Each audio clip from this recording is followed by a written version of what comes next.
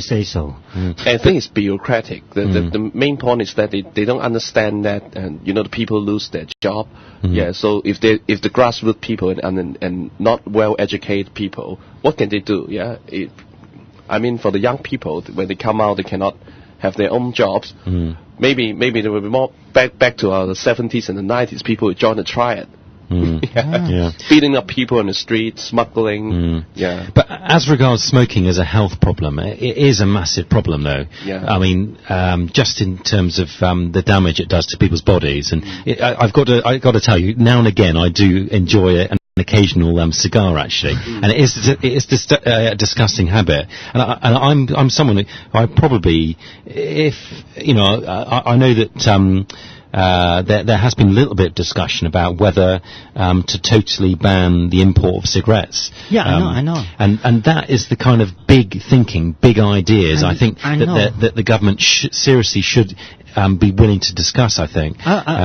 I would rather, and I would support it, to be honest. I think it would stop me, and I'm sure it would stop a lot of smokers. If they would say to you, "Would you actually support the total ban of cigarettes?" A lot of them would say yes, because it would stop me buying it. But they only buy it because it's there. You know what I mean? I know. I would rather the government completely ban the cigarette rather than taxing them in this heavy way. But not without stopping it. But if you totally ban the cigarette, then we are more dictated than the North Korea, isn't it? It will be the first city. It will be the first city in the world that bans cigarette. It would actually be the second. Actually, I've got an interesting bit of information for you. Which city totally banned? There is actually one country in the world which has totally banned the import of cigarettes. It's a small country next to Nepal. I think it is called Bhutan. Well, Dr. Chan, well done. And that is the only country in the world which has done it. What's the Chinese name of Bhutan? Bhutan. But Bhutan probably is because the people maybe they can grow their own cigarettes. They're probably all smoking marijuana. Yes. Cooking every other kind of plant leaves. Yes. I mean, but in terms of a big idea, it is an interesting idea, which there should be some discussion about, I think. Give my opinion. I am well aware, I myself is not smoking, and I'm well aware that cigarette actually, is getting a heavy toll on the health budget, right? But then, I say we should be very careful about completely eradicating it, because according to my own understanding of human nature, they got to have some vices, small vices. If you ban this one completely, they will go for some others. So that's why I say the government this time is quite hypocritical in not taxing anything on wine, and then it's only putting all the taxing on cigarettes. I'm not saying that I'm not for, I'm against any tax increase of cigarettes. No, I should say, yes, we tax them more and more, gradually. Anyway, we are against Henry Tang, that's all. We're against Henry Tang. Yes. I was going to ask you, Dr. Chan, if anything else you want to say about your personal vices whilst we're on live radio. I like to stay up late. And sometimes I love beautiful girls, yes. Oh, is that a vice? I've got a lot of vices then. Yes, and talking also, we wanted to mention about the electric cars. I think that's an interesting idea. That is interesting. Yeah. But there is also the government's measures in terms of promoting the electric cars is trivial. And is going to be ineffective. It's a drop in the ocean. Is that what you're saying? Not exactly only about drop in the ocean. It's nothing in the right direction, because the government is lazy. This is a very typically lazy government. That means it's only about saying that, I release some license fee, so that you can buy an electric car. Then people is going to ask, where can I charge and recharge or change the battery right away? Right? And then they say, I'm going to study it now.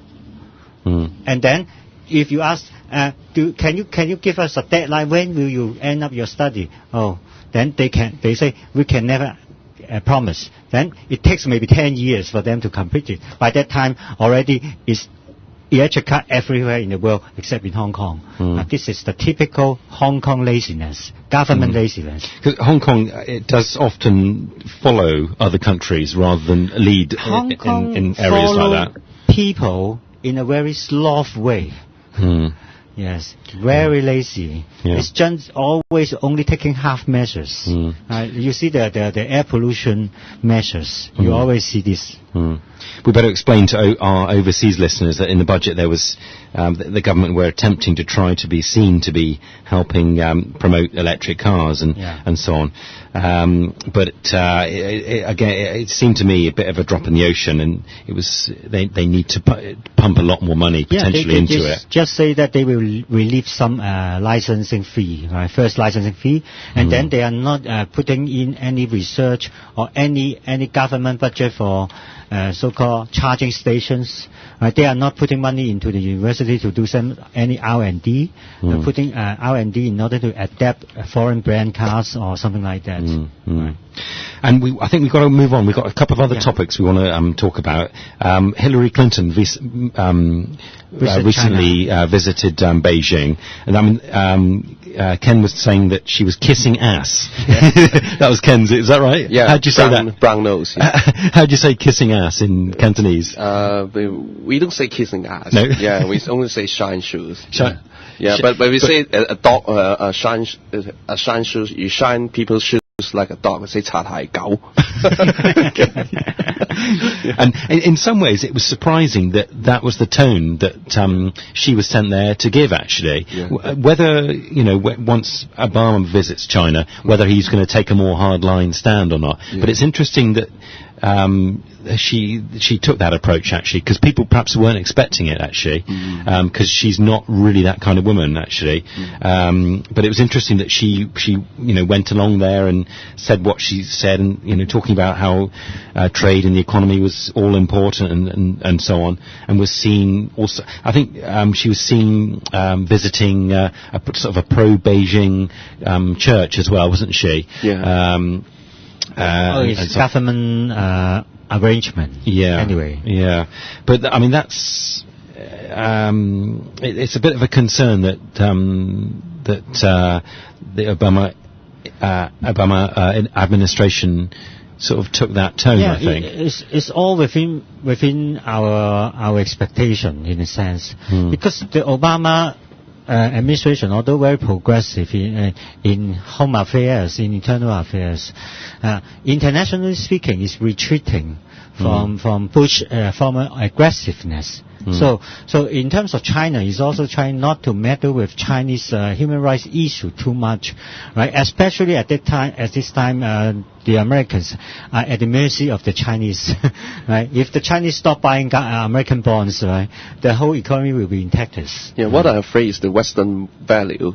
For example, the American believe, and they have the religion that Christian back up the value. Yeah, but now if the kids ask to the China government in the country which has no human right, forget about human rights. So do you think our value, in terms of the Bibles or something like that, would change in the next 10 years? Not 10 years, but it's slowly eroding. But also you can say, if you take history at the long run, it always happens once a while. That means because of the exigencies of the situation, right? You have to sacrifice your principle and your most cherished values. I mean, that's right. I mean, if it weren't for the recession and so on, if it was a different situation and the American economy was strong, would, for example, they be taking a different tone? It seems that is the case, actually. Yeah.